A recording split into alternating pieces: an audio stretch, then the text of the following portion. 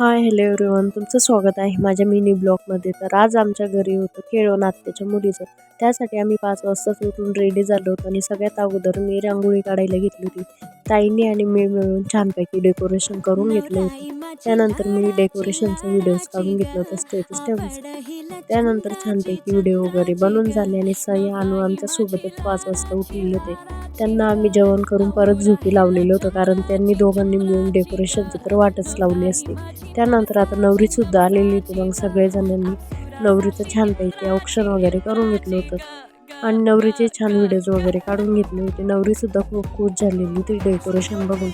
त्यानंतर नवरीसोबत सगळ्यांनी फोटोज वगैरे काढून घेतले आणि सगळ्यांनी नवरीला जेवण भरवताना फोटोज वगैरे काढले होते आणि सईचे आणि अनुची तर मस्ती बघून सगळेच पोट धरून हसत होते.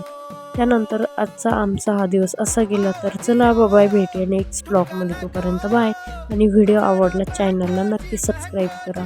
तोपर्यंत बाय.